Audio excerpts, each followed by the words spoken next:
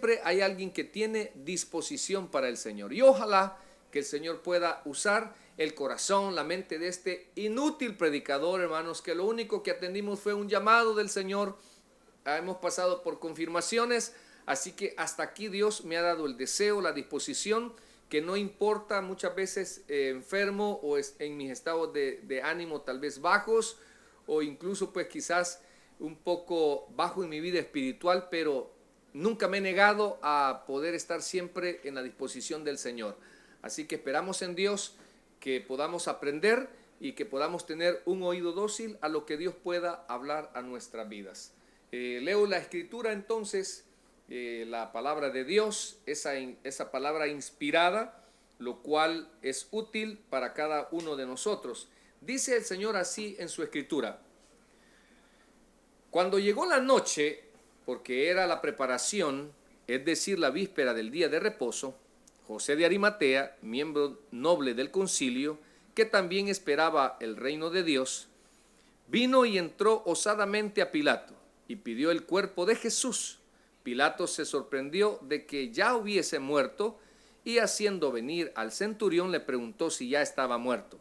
E informado por el centurión, dio el cuerpo a José, el cual compró una sábana y, quitándolo, lo envolvió en la sábana y lo puso en el sepulcro que estaba cavado en una peña.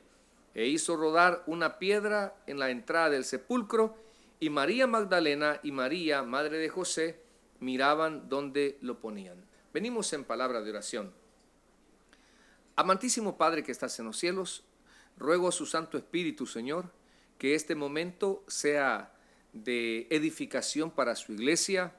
Sé que hay mucha necesidad, Señor, tanto espiritual, que también, Señor, tenemos problemas de familia, problemas con nuestros hijos, problemas con nuestros hermanos, problemas quizás de pareja, problemas, Señor, de falta de recursos. Algunos estamos enfermos, otros, Señor, necesitamos ese recurso para el tratamiento médico, otros nos estamos recuperando, Señor, y por eso pedimos por la vida de mis hermanos, tanto por su vida emocional, por su vida espiritual, por su vida familiar, por su vida laboral, por su vida estudiantil y sobre todo, Señor, por los deseos de su corazón. Espíritu Santo, ruego por cada uno de nosotros, porque sé, Señor, que muchos también piden por mi vida, piden por mi señora, piden por la vida de mis hijos. Así que, Señor, todos unánimes, creyendo firmemente que somos parte del cuerpo de Cristo, que somos una familia en Cristo, que no importa, Señor, el color de nuestra piel, que no importa a qué país pertenezcamos, que no importa qué estatus tengamos, que no importa si seamos ricos o pobres, lo importante, Señor, que somos tus hijos. Así que hoy, Señor, gracias por la vida de ese hermano y hermana, que sé que en ti, Señor, tú pusiste el deseo, el interés de poder estar conectado y poder edificar su vida. Ruego que tu presencia, Señor, llegue a ese lugar. Ruego, Padre, que bendigas la familia. Ruego que bendigas, Señor, su salud. Ruego que bendigas, Padre bendito, todo aquello que quieren emprender. Pedimos en el nombre de Jesús por aquellas cadenas que no se cansan, mi Dios, mis hermanos, de romper en la vida de sus hijos, en la vida de sus parejas, en sus propias vidas, Señor.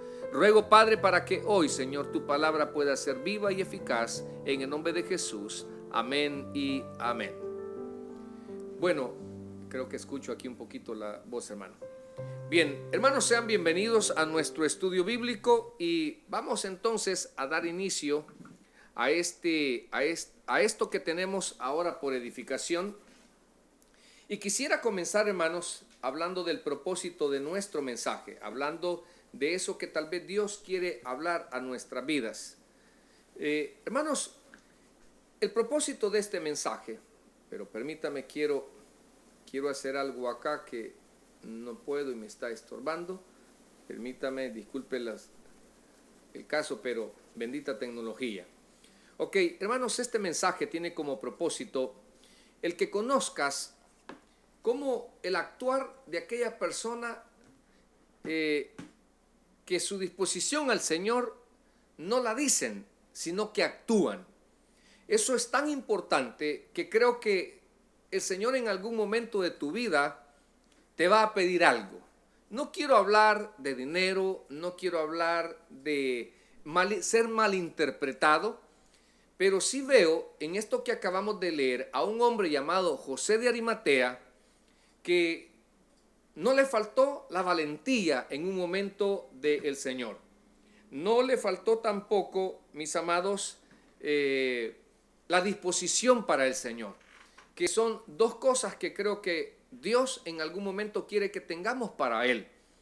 Entonces, vamos a conocer esas maneras de actuar de una persona que tiene disposición al Señor, no que la dice, como por ejemplo hay una alabanza que dice, envíame a mí, pero la decimos porque nos gusta el ritmo, porque la alabanza tiene buen son, pero no tenemos disposición. O el Señor envía a otro, heme aquí, envía al otro, que lo haga aquel. No tenemos esa disposición. Entonces vamos a hablar de ese momento correcto, o sea, la disposición en el momento correcto que el Señor nos está pidiendo. Ahora, venimos hablando en un momento cronológico en el Evangelio según San Juan, en el capítulo 19, sobre algo muy doloroso, hermanos, un precio difícil que le tocó pagar el Señor, una copa, decimos nosotros los cristianos, en el cuerpo del Señor Jesús, difícil para Dios también, pero que al final valió la pena esa sangre derramada, valió la pena ese sufrimiento. ¿Por qué? Porque usted y yo un día abrimos nuestro corazón a Jesús, porque usted un día dijo, yo recibo a Jesús como mi único y suficiente Salvador personal, porque yo creo que Él es el Hijo de Dios, yo creo que Él resucitó entre los muertos, yo creo a esa palabra que aparece ahí y dice que al tercer día resucitó. Eso, mis hermanos, trae satisfacción en ese sacrificio. Ahora, pero también impacta en nosotros, también conmueve aquel que nos hemos portado mal con Jesús. Hemos sido desobedientes a la luz de la palabra en cuanto al comportamiento con nuestros padres. Hemos sido desobedientes en cuanto a traiciones con nuestra pareja. Hemos sido desobedientes porque quizás hemos practicado la mentira. Hemos sido desobedientes porque quizás hemos ocultado. Hemos sido desobedientes quizás porque con ver ya codiciamos y tantas cosas, pero que al final hemos venido a los pies de Cristo. Hemos venido a ese sacrificio donde comienza tu nueva relación con Dios. No a través de una religión, no a través de tus obras, no a través de tus diezmos, sino aquella disposición de Jesús para decirte, yo no he venido a buscar y a llamar a santos, yo he venido a buscar y a llamar a pecadores para que se arrepientan, para que noten, para que entiendan que la vida que llevan está en desobediencia con Dios, para que entiendan que la vida que llevan le va a traer graves consecuencias, que va a seguir tocando fondo. Pero si tú dices que te arrepientes, vas a poner un alto a tu vida, te vas a acercar al Señor y Él va a hacer algo maravilloso, que es, va a restaurar tu vida y en su gracia te va a mostrar nuevos planes. En su gracia te va a levantar, te va a dar a muchos una nueva familia, un nuevo trabajo, a muchos un nuevo ministerio, pero es en su gracia, nunca es por tus capacidades, nunca es por lo que das, por tus ofrendas, es simplemente porque Dios te ama y ha visto algo que es importante para Él, tu arrepentimiento, tu valoración de cada gota de esa sangre en la cruz del Calvario.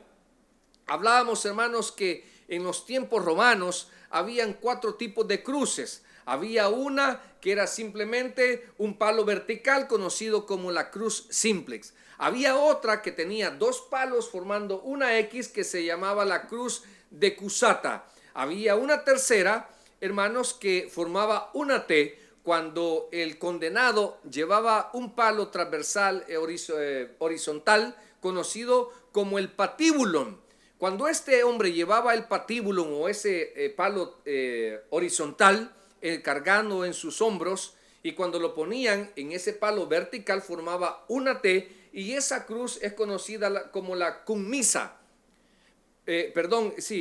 Como la cruz cummisa, sí. Ahora, pero además, hermanos, entendemos que había una cuarta cruz, que es la que donde dice, se registra que al Señor le clavan un rótulo, y quiero detenerme ahí, que dice el Señor, pues, dice la Escritura, que le pusieron Jesús rey de los judíos, o Jesús rey de los judíos. Bien, pero quiero que nos metamos entonces para avanzar en cuanto a la disposición del Señor, porque queremos ser con honor al tiempo. Hay muchas cosas importantes, pero bueno, de las cosas relevantes que podemos hablar, mis amados hermanos, por ejemplo, en el versículo 23, donde dice, 19:23, cuando los soldados hubieron crucificado a Jesús, tomaron sus vestidos e hicieron 4 partes, una para cada soldado. Tomaron, dice, también su túnica. Esto es importante conocer lo que son costumbres del Medio Oriente, para entender, mis amados, ciertas cosas en cuanto a ese modo que la gente cómo se vestía, la gente cómo se comportaba. Por costumbre, la ropa de la persona condenada era propiedad de los verdugos. Por eso es que estos soldados se apropian de la vestimenta del Señor. Ahora, la división de los vestidos indica que la cuadrilla de ejecución estaba compuesta por 4 soldados. Ellos llevaron a crucificar al Señor. La túnica era parte de la vestimenta que se mantenía en contacto con la piel. Recuerda, dice ahí que se rifaron la túnica, no los vestidos. Los vestidos se los dividieron en 4, pero la túnica era esa pieza que era la que tenía contacto con la piel. Y el plural vestidos, cuando dice que se rifaron también sus vestidos, se refiere al manto exterior, a las sandalias, a la correa o el cinto y al turbante que usaban, acerca de las cosas que se rifaron los soldados. Ahora, es interesante, hermanos, que en el versículo 24 Juan cita el Salmo 22:8, cuando dice: entonces dijeron entre sí, no la apartamos, sino que echemos suerte sobre ella, a ver de quién sería esto. Esto fue para que se cumpliese la Escritura. Recuerda, hermanos, que si hay algo tan importante es poder darnos la tarea, por ejemplo, de investigar en el Antiguo Testamento aquellas profecías acerca del Mesías esperado por Israel. Y si usted empieza a comparar todos esos versículos que hablan de ese Mesías esperado, todo eso se cumple en Jesús. Aún, hermanos, en esos momentos de dolor, en esos momentos de sufrimiento, en esos momentos que para muchos pueden ser simple parte de algo cotidiano, pero no dice en el Salmo 22:18, repartieron entre sí mis vestidos y sobre mi ropa echaron suerte, profetizando David algo, hermanos, sobre el sufrimiento de nuestro Señor Jesucristo. Así que en el Salmo 22, David se sentía angustiado por las dolencias físicas y el escarnio de sus opositores, por lo cual empleó símbolos correspondientes a una escena de ejecución en la que el verdugo repartía los vestidos de la víctima. Esto ilustraba la profundidad de su desventura, e importante advertir que David describió con exactitud una forma de ejecución que nunca había visto. Muy interesante esto, hermanos, porque tenemos, dice Pedro, la escritura profética más segura. Deje de andar usted poniéndole atención a las profecías del difunto Walter Mercado. Deje de andar escuchando esos charlatanes. Deje de andar poniendo su futuro en el horóscopo. Deje de andar creyendo en la suerte. Hermano, lea su Biblia. Ahí está la guía, el alimento espiritual que todo cristiano necesita. Ahora, el pasaje, hermanos, el que acabamos de leer de Salmo 22:18, es una tipología de Jesús, el heredero de David al trono mesiánico. Ahora, dice ahí también, Juan menciona a 2 mujeres que estaban, pero en realidad fueron 4, que hoy las vamos a mencionar un poco rápido, pero que es importante saber que no solamente las 2 mujeres que menciona Juan en su evangelio, sino que hay 2 más. Dice en el versículo 25 que estaban junto a la cruz Jesús, su madre, y la hermana de su madre. Y luego menciona, las menciona perdón, me equivoqué ahí. Él las menciona a las cuatro y dice, estaba su madre, estaba la hermana de su madre y estaba María, mujer de Cleofas, y María Magdalena. Menciona a las cuatro mujeres que estaban ahí en la cruz. Esto, hermano, no sé si usted lo ha vivido, pero en las buenas hay mucha gente. En las malas, solo los verdaderos amigos.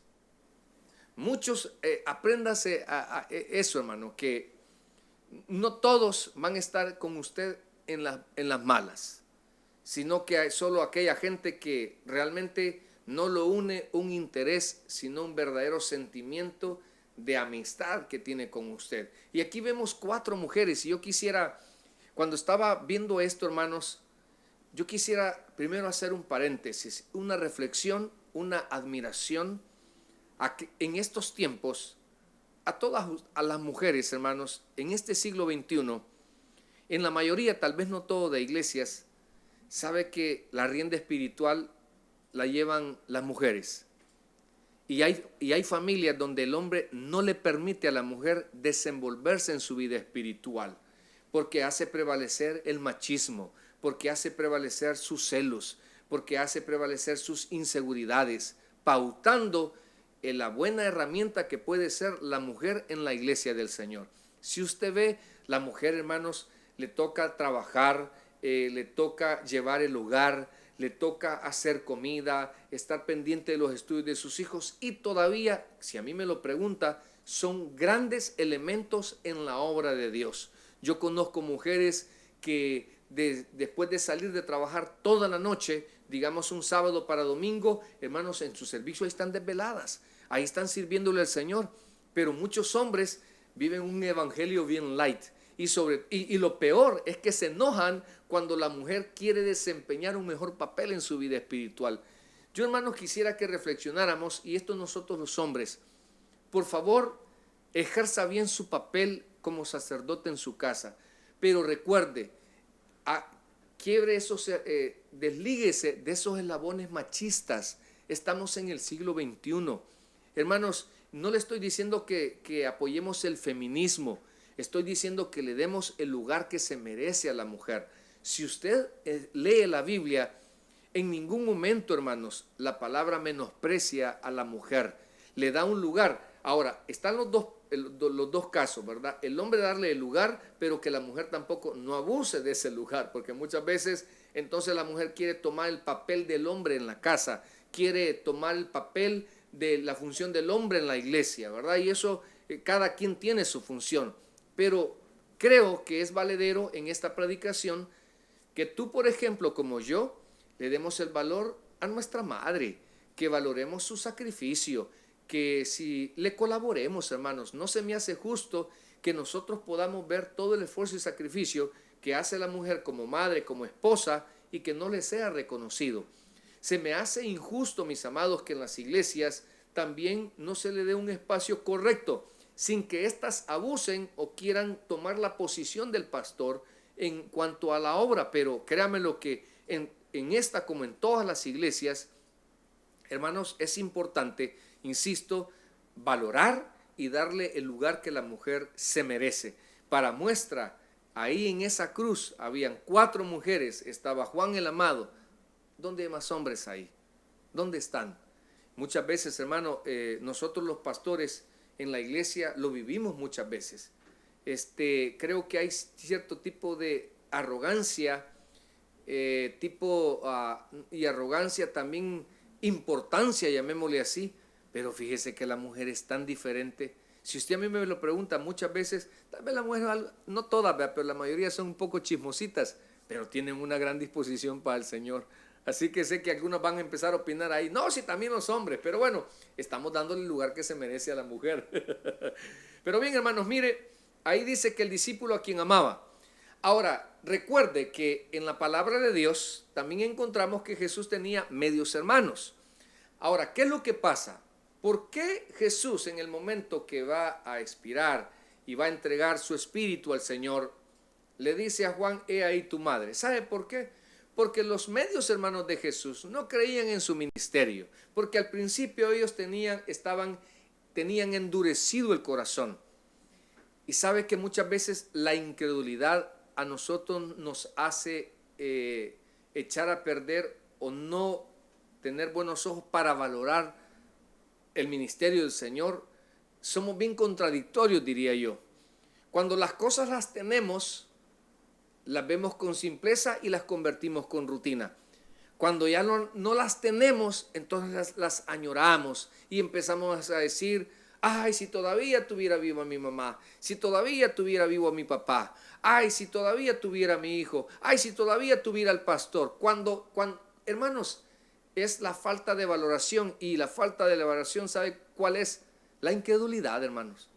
El que no seamos capaces de poder ver los dones, los talentos y la importancia de los amigos, familiares que tenemos a nuestro alrededor. Veamos entonces, dice que entregó su espíritu. Esto también me llama la atención en lo que es el versículo 19:30, cuando dice: cuando Jesús hubo tomado el vinagre, dijo: consumado es, y habiendo inclinado la cabeza, entregó su espíritu. Esta frase, hermanos, es la señal de que Jesús murió como un acto de su propia voluntad. El hombre no le quitó la vida, nadie le arrebató su vida, porque él la entregó de manera libre y de manera voluntaria. Hay cosas, hermano, en especial en el Señor. Yo te voy a decir, para que tú seas parte de los planes y propósitos de Dios, tienes que hacer las cosas con verdadera libertad y con verdadera voluntad. Ahora, veamos entonces, ya con todo este preámbulo, que no quería pasar por alto estos versículos tan importantes, pero llega el momento donde él entrega su espíritu. Y hay un personaje, hermanos, que es José de Arimatea, de donde me llamó la atención y poder escribir el título de mi sermón: los que siempre tienen disposición para el Señor. ¿Quiénes son aquellos, hermanos? Que aquellos que siempre están dispuestos, que dicen: heme aquí, no lo mandes a él, envíame a mí. Hermanos, por ejemplo, María, o la Virgen María, prestó su vientre, disposición. Pedro, mis amados, prestó su barca para la pesca milagrosa, disposición. Un niño compartió sus panes y peces, disposición. Lidia, aquella mujer que llegaba a la oración acostumbrada en la ciudad de Filipo, ¿sabes qué? Dio su casa para que comenzara una iglesia. José de Arimatea, hermanos, se atrevió a llegar donde Pilato a pedir el cuerpo del Señor Jesús. Y compró una sábana para envolverlo, dice la Escritura, y además lo llevó a un sepulcro donde no habían puesto otro muerto. Disposición. Ahora, con los tantos casos que yo te he mencionado, ¿y tú qué estás dispuesto a darle al Señor? Cuando de repente Él se presenta disfrazado, llamémosle así, porque mira, el Señor no necesita nada de nosotros. La pregunta es: ¿qué tan dispuesto estás para hacer en lo que Dios tiene planeado? Yo pienso, hermanos, que la mejor disposición es darle tu corazón, ser parte de los planes que el Señor tenga para tu vida y no tus deseos. ¿Cuántos se están echando a perder grandes planes que Dios tiene para su vida? Pero ¿sabes qué tienen ellos antes de eso? Sus deseos. Y por eso es que siempre van en contra de la voluntad de Dios. Dios queriéndolos formar parte, pero ellos no permiten. ¿Sabes por qué? Porque no tienen disposición. Otros tienen disposición quizás a medias, pero yo quiero que tú realmente, cuando tengas ese discernimiento y veas necesidad, piensa, por favor: hey, ahora me escribió una hermana, y porque estaba anunciando que hoy vamos a hacer la reapertura en septiembre, y ¿sabes qué me escribió? Pastor, aquí estoy, en lo que usted me necesite, solo tómeme en cuenta. La hermana de un ministerio que en esta reapertura anterior hubieron ministerios que no los necesitamos porque solamente usamos el templo, pero mira qué bonito su disposición. ¿Por qué? Porque ella está viendo que hay una necesidad, o se está presentando una necesidad, y ella se está anticipando a eso para poder decir: yo puedo dar una solución, yo puedo estar ahí, yo voy a dominar mi miedo, yo necesito que la iglesia abra sus puertas, porque necesitamos seguir ganando más almas para Jesucristo. Nosotros necesitamos ser testimonio para ellos. Así que, hermanos, ¿cuál será la disposición o en qué momento Dios te está pidiendo disposición? Y tú quizás estás haciendo prevalecer otras cosas. Por eso vamos a aprender, le dije, de aquellas actuaciones de esas personas que tienen disposición para el Señor. La primera de ellos, hermanos, vamos a encontrarla en el versículo 15:43 del evento cuando José de Arimatea es un hombre principal en el Sanedrín, llega y se presenta donde Pilato. Mira, dice: José de Arimatea, miembro noble del concilio, que también esperaba, ¿qué dice? El reino de Dios. Eso es muy importante, mis amados, porque una persona que tiene disposición para el Señor, ¿sabes qué? Siempre anhela las promesas celestiales. Siempre. Yo no sé tú si estás enredado en este siglo donde, hermanos, la gente en lo que menos piensa es en su vida espiritual. La gente en lo que menos piensa es agradar a Dios. No, estamos tan distantes donde esta sociedad, como la de todo el mundo, mira, hasta empiezan los debates sin sus constituciones políticas, poner el nombre de Dios o no, si leer la Biblia en las escuelas o no, si, y leyes que la Biblia o que la palabra de Dios condena que el hombre lo haga. Pero ahí estamos. En cambio, las personas que tienen disposición para el Señor están siempre pendientes y anhelando las promesas celestiales. Sabes, si tú has recibido a Cristo como tu Salvador personal, uno de tus mayores anhelos es desear que Cristo venga por nosotros. Es entender que abras tus ojos espirituales y que lo que estás viendo, las cosas que están sucediendo, deberían de volverte, deberían de hacerte recapacitar y entender y afirmarte para poder decir: Señor, yo estoy listo para cuando suene esa trompeta. Señor, yo estoy listo si tú vienes y me llevas. Esta semana o el día de ayer, creo, fui a predicar a un funeral.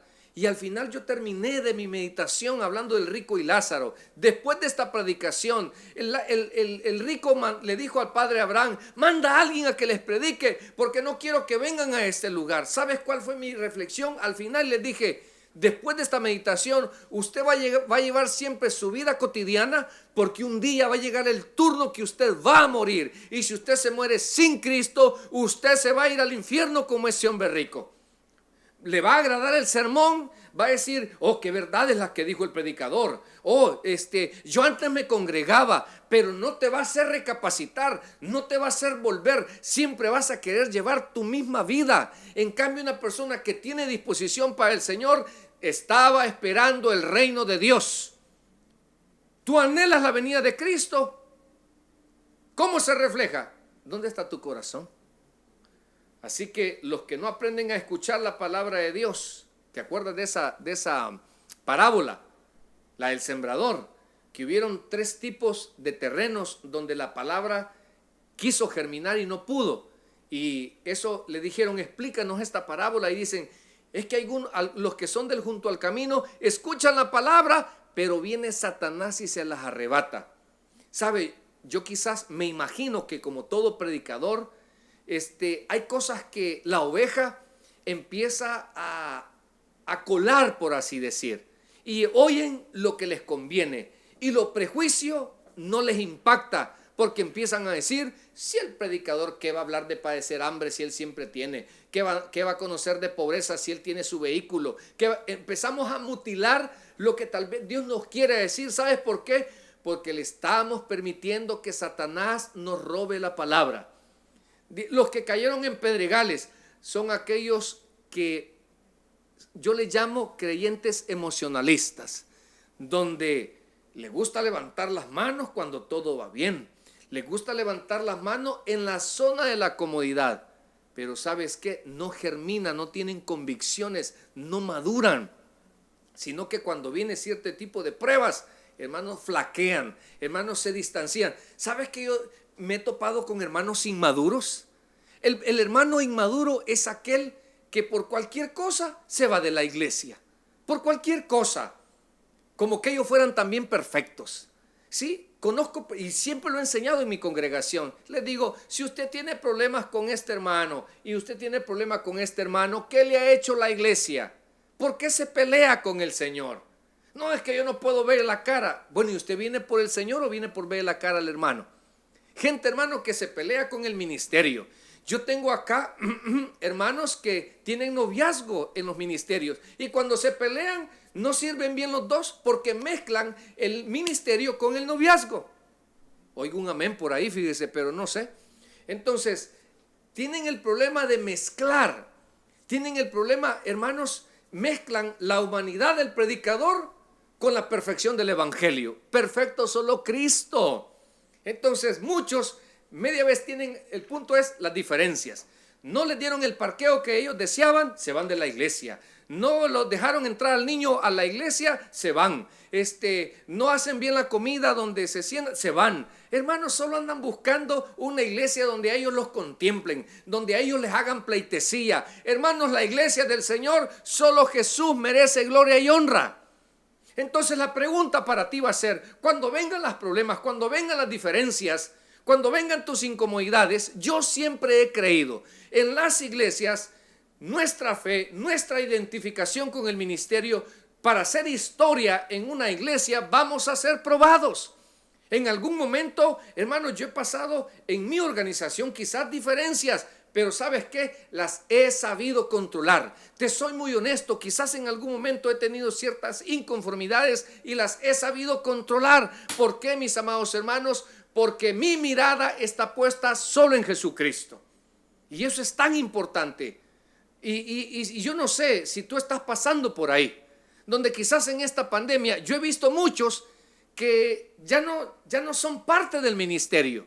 ¿Por qué? Porque Satanás les puso un estorbo, quizás Satanás les puso un desánimo, quizás Satanás les puso ese miedo extremo, quizás Satanás les puso ese pánico. Pedregales. Y hay otros que cayó junto a espinos. Aquellos hermanos que solo viven para trabajar y descuidan su vida espiritual, descuidan su vida familiar, descuidan su salud incluso. Yo he conocido muchas personas que solamente se convierten en este país, Estados Unidos, en maquinitas de hacer dinero. Solo viven para trabajar. Yo siempre hago la broma, pero es cierto, hermanos. Les digo, de vez en cuando, aparte un dinero para usted y vaya a gastárselo. Vaya a comprar esa comida que tanto quiere. Cómprese ese par de zapatos que usted se merece. Pero no solo viva para otros. O sea, es tan importante nosotros también, hermanos. Pero vivimos en un mundo afanoso. Créame lo que no tenemos descanso espiritual. Yo le llamo que en este siglo XXI, este sistema solo te ofrece dos cosas. Mucho trabajo y mucha diversión. Mucho placer. Y ahí están. Y muchas ovejitas en este tiempo. Yo te puedo decir que hoy que no nos congregamos, mira, no es malo, mis amados, no me vayas a malinterpretar, pero hay que tener mucho cuidado. Está bien que pues no nos estamos congregando y tú ya equilibraste en tu día de semana, ya escuchaste culto y hoy vas a aprovechar para ir a la playa y cuando reaperturemos vas a venir a la iglesia. O sea, es una gran reflexión, porque yo veo que muchos están bajando su ritmo espiritual, porque ya fueron presa o quieren ser presa de aquella palabra que cae entre espinos, el afán de este siglo, el engaño de las riquezas. Siempre digo, amado hermano, cuando usted y yo nos muramos, no nos vamos a llevar nada. Y como siempre digo, nadie sabe para quién trabaja. Mejor sigamos, mejor. Ahora, los que se nota que la palabra hace efecto en sus vidas, dan fruto. Los que la palabra produce, hermanos, digo, siempre, tú escuchas un sermón, sabes que algo te ha dicho Dios a tu vida. Y das fruto porque lo llevas a la práctica. Pero muchos no, hermanos, dicen, oh, el sermón estuvo bueno. Ah, Dios como usó al pastor. No se trata de gustar, se trata de practicar. No se trata, hermanos, de agradar, de endulzarte el oído. Se trata de identificar qué es lo que Dios te está diciendo a tu vida. Mira, yo tengo hijos, algunos acá, y como siempre decimos o me enseñaron en mi iglesia central, yo no quiero que ellos sean tontos útiles. Yo quiero que ellos se edifiquen. Yo quiero realmente ver que la palabra de Dios está haciendo cosas maravillosas en sus vidas. Porque, hermanos, ¿de qué sirve que pasemos solo metidos en la iglesia si no damos fruto? Sabes que solamente somos simples oidores. Pero entonces, una característica de una persona que tiene disposición para el Señor, hemos dicho, siempre anhelan las promesas celestiales. Así que yo me siento agradecido con Dios, porque siempre hay un grupo de personas que anhelan estar escuchando la palabra. Así que es mi deseo que esta palabra, aunque tú no lo notes, aunque tú no te des cuenta, así como cuando tú llegas al hospital, te hospitalizan, perdón la redundancia, y te ponen, te perforan la vena y ahí te están metiendo muchas vitaminas, mucho medicamento que tu cuerpo necesita y tú no te das cuenta, pero está llegando a trabajar tu deficiencia, a trabajar tu enfermedad. Lo mismo es la palabra de Dios. Ella está haciendo o va a hacer cosas grandiosas, cosas maravillosas. Te va a fortalecer para el día malo, te va a ayudar para tu crecimiento espiritual, te va a ayudar para tu dominio propio, te va a ayudar para librarte de las tentaciones, te va a ayudar para lavarte tu corazón, tu mente, te va a ayudar, pero es importante anhelar las promesas celestiales. En segundo lugar, hermanos, mire el versículo 43, siempre dice: José de Arimatea, miembro del noble del concilio, que también esperaba el reino de Dios, vino, entró, ¿cómo dice? Osadamente. ¿Sabes que a mí me llamó mucho la atención la palabra osada? Y la palabra osada es, hermanos, con suficiente valentía. Por eso ahí vamos a tocar el segundo punto de las personas que tienen disposición para el Señor. ¿Sabes que se caracterizan por ser lo suficientemente valientes? ¿Qué significa, hermanos? Que hay cosas que no hay que consultarlas. Hay cosas que hay que informarlas. Oye bien, hay cosas que no hay que consultarlas, hay que hacerlas. Por ejemplo, después de este culto, si tú no has recibido a Cristo como tu Salvador personal, no tienes que ir donde tu pareja. ¿Qué dices? ¿Recibo al Señor como mi Salvador personal? No, abre tu corazón a Jesús. No tienes que estar esperando y decir, ¿qué dices? ¿Sirvo o no sirvo? ¿Me quiere o no me quiere? Tienes que ponerte a servir. O sea, ¿qué estás esperando? Porque hay cosas que merecen ser osados, hermanos. Mira, una persona osada se atreve. Una persona osada se arriesga. Una persona osada no jamás sus actos en el Señor son por interés. No es que yo voy a ser pastor porque yo vi la vida de mi mentor, cómo era próspero, qué carros andaba. No, hermanos. Yo soy pastor porque sentí que un día Dios me llamó, porque un día Dios me confirmó. Yo soy pastor no por lo que recibo, yo soy pastor por mi llamamiento. Definitivamente hay bendiciones que me alcanzan, pero mi fin de mi llamamiento no son las cosas que Dios me va a dar, sino lo útil que Dios puede hacer, lo útil que me puede convertir este siervo inútil. Hermanos, el que tiene esa suficiente valentía, son comprometidos con Dios. Tienen un alto grado de compromiso con Dios. Yo de veras agradezco, no sé los demás pastores, pero yo siempre lo he proclamado y digo, yo tengo la bendición de tener una esposa llamada, que significa que por ratos me comprende, por ratos tiene que entenderme acerca de mi llamado a mi ministerio, porque eso prácticamente, esto requiere tiempo y fuera de tiempo. Significa, mis amados, que pues lunes tenemos algo que hacer, martes tenemos algo que hacer, miércoles tenemos que hacer. Yo no estoy en ninguna zona de la comodidad, hermanos. Mira, si para preparar un sermón, sabes que se dicen los especialistas en la materia que son como mínimo 16 horas. Claro, te soy honesto, hermano, yo no puedo dedicarle todo ese tiempo, pero mira, tienes que amanecer lunes pensando en el sermón del martes, tienes que amanecer martes pensando en el estudio bíblico del miércoles, tienes que amanecer miércoles, ya para mañana tenemos un estudio para los días jueves, tienes que día viernes un sermón, día sábado tienes que preparar 2 sermones o a terminar de armar los 2 sermones del día domingo, solo de preparar sermones. Y todavía la gente muchas veces dice, los pastores no hacen nada. Hermanos, créanme lo que eso a mí me indigna y muchas veces me molesta. Pero dejando esos resentimientos a un lado, te quiero hablar acerca de, si te sirve, tú que has sido llamado para pastor o que tienes el llamado para pastor, Dios siempre te va a pedir siempre te va a pedir, o sea, el llamado, hay que tomar decisiones. En el llamado hay que tomar decisiones. Siempre va a haber una elección. Y no tienes que decidir, tienes que elegir a Cristo. Ejemplo, me dicen algunos: pastor, yo estoy estudiando ahorita teología, pero fíjese que me ha salido esta oportunidad. ¿Y usted qué dice? A mí no me preguntes porque yo elegí servir a Jesús. A mí no me preguntes porque yo elegí estudiar en el seminario. No le puse precio a eso. Yo me propuse terminar, viniera la oferta que viniera, pasara la prueba que pasara.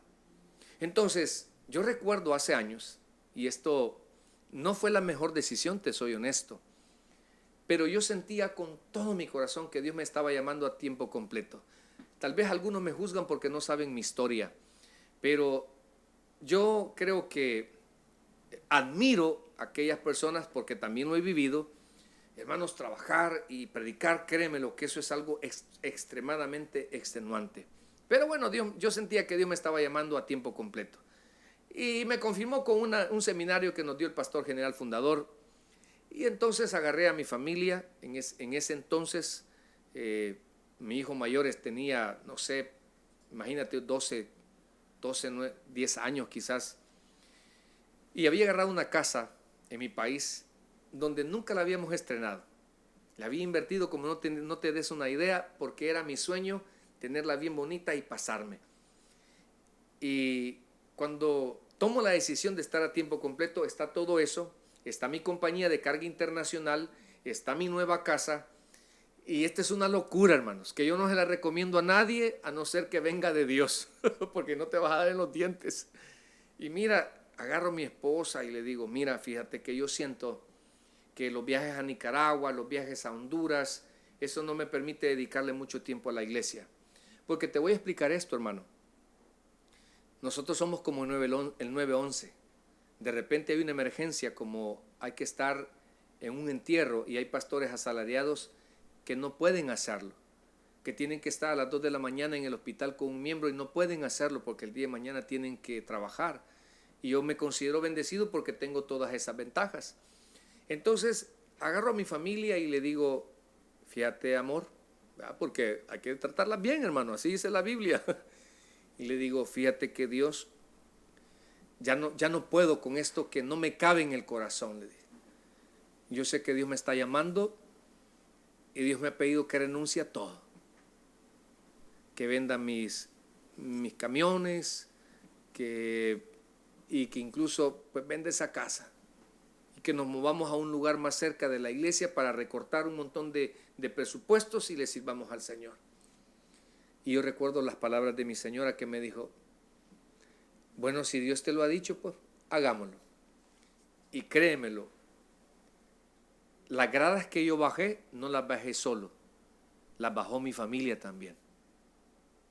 Así que yo, en lo personal, me siento bendecido, porque en lo que yo me atreví, en lo que yo me arriesgué, en lo desinteresado de mis decisiones y en el compromiso que yo sé que tengo, no con usted, hermano, en el compromiso que tengo con Dios, Dios me dio la suficiencia para ser valiente.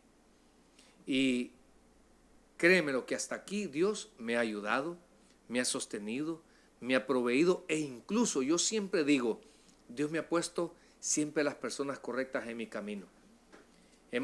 Nos hemos logrado conocer, saben quién realmente yo soy, hacemos buena amistad.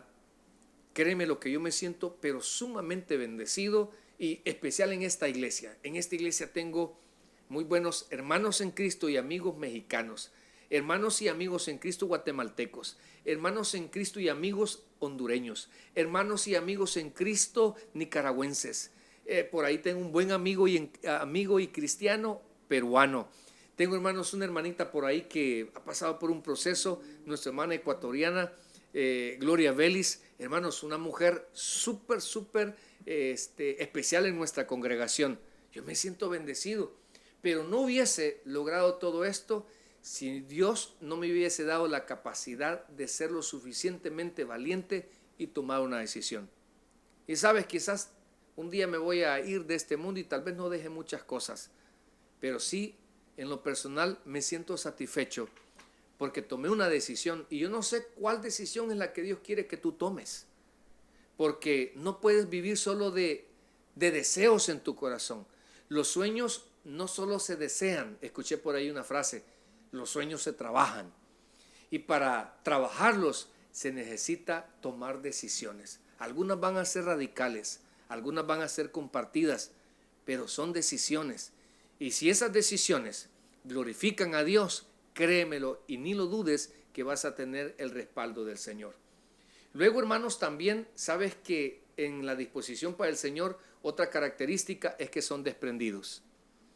Mira, José de Arimatea tenía un sepulcro, una cueva donde por cultura ahí ponían los cuerpos. No creas que dijo, llevémoslo a un sepulcro usado. No, le dio un sepulcro nuevo donde solo estaba el cuerpo del Señor Jesús.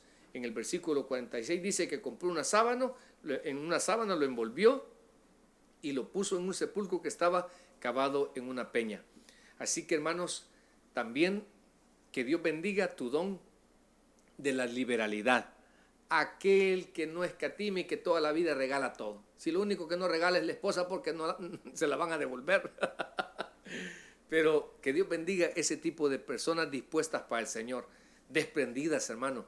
Mira, no te das una idea, nuestra iglesia ha tenido varias campañas y no creas que andan con esa cosa de que y solo de pedir y que hacen el dinero, no les alcanza. ¿Sabes qué? No, hombre, mira, gustosamente, pastor, ¿para qué vamos a ofrendar? No se ponen, y para este país, para el otro país, ¿por qué no para este? Simplemente tienen un don de la liberalidad que lo único que quieren es compartir de la bendición que Dios les ha dado. Y hay gente, hermanos, también misericordiosa. En nuestra congregación, como en otras, hay gente que es hospedadora. No creas que andan ahí con que mire, usted no puede, no cabe, no qué. Tienen una disposición para abrir las puertas. Yo lo he vivido en este país en años anteriores. Me vi en la necesidad de venir un par de meses acá. Siempre puso personas hospitalarias en mi vida. Así que, de paso, un saludo y agradecimiento a la familia Duarte. De paso, a aquella hermanita Conchi que nos fuimos allá a trabajar en Atlanta. Fueron personas, una pues ya nos conocían, otra que no sabían ni quién era yo, y Dios les puso en su corazón hospedar a este hermoso angelito del Señor. Así que Dios bendiga esa gente. Y por último, hermanos, saben, me encantó al final que después de todo eso, si leemos en el versículo 47, donde dice, y María Magdalena y María, madre de José, miraban dónde ponían el cuerpo de Jesús. Ahí tenemos el cuarto principio, hermanos, de la gente dispuesta. ¿Sabes qué? Me encantó que ellas, murió Jesús, bueno, ya estuvo, ya se murió, nos vamos. Ellas siguieron de lejos a ver dónde ponían el cuerpo de Jesús. Esa gente dispuesta, fiel en lo bueno, en las buenas y en las no tan buenas y en las peores, hermanos, les gusta saber de manera correcta. Te voy a dar un consejo, hermano. No hagas verdad un chisme. Descubre la verdad. Eso es tan importante porque hay gente que se va a dar la tarea de calentarte la cabeza. Ten mucho cuidado. Mira, hay pruebas o situaciones que están dentro de la soberanía de Dios y yo le digo a las personas, cuidado, y están atendiendo al comentario y juzgar de la gente entrometida. Porque muchas veces eso, hermano, nos roba la paz.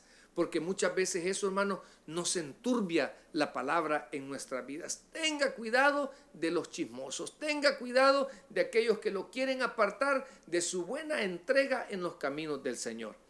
Así que para mí, hermanos, una persona dispuesta, que le gusta saber de manera correcta las cosas de Dios, no se deja llevar por las palabras de terceros. Nos vamos al grano. Eso es muy importante. Mire, yo tengo un principio para los chismosos. Si tu causa no trae nombre y apellido, yo no la trato.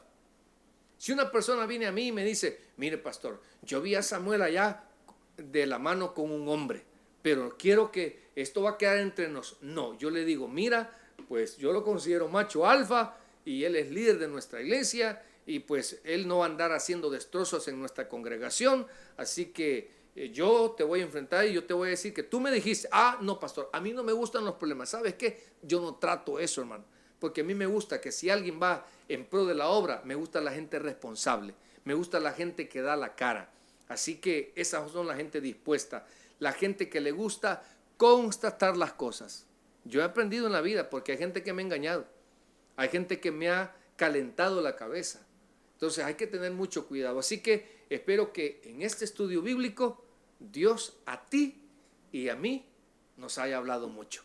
Y sobre todo, por favor, detrás de todo esto, hermano, valoremos el sacrificio de Cristo. Esa fue una copa por amor, donde Dios permitió que le hicieran todo a su Hijo Jesucristo, por amor, para darte a ti y a mí salvación. Recuerda que el sacrificio de Jesús es suficiente para tu salvación. Tú no tienes que hacer mayor sacrificio, tienes que aceptar el sacrificio de Jesús. Tienes que reconocer que resucitó al tercer día. Que Dios bendiga tu vida espiritual y vamos a venir en palabras de oración.